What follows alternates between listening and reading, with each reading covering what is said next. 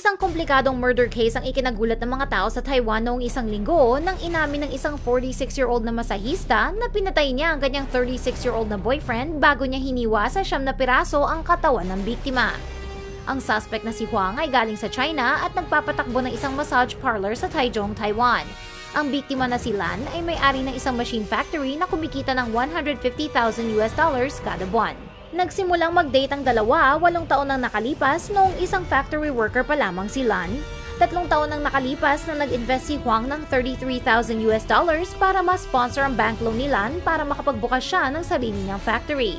Nangako si Lan na bibigyan si Huang ng 20% ng kanyang kikitain kapag nagsimula ng kumita ng pera ang factory. Nalaman na lang ni Huang makalipas ang 1 taon na kumikita na ang factory pero hindi siya binigyan ng kahit piso ng kanyang boyfriend. Si Huang pa naman ay buntis at pinilit siya ni Lan na kumuha ng abortion.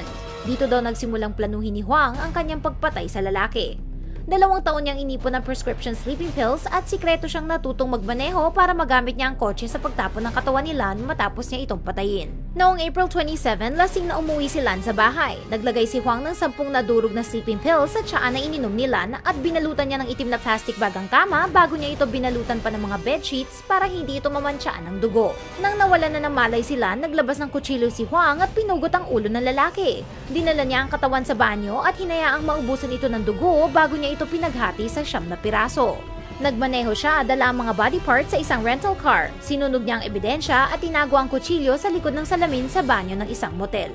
Iniimbestigahan ngayon ng pulis kung si Huang ba ay may katulong sa pagpatay kay Lan.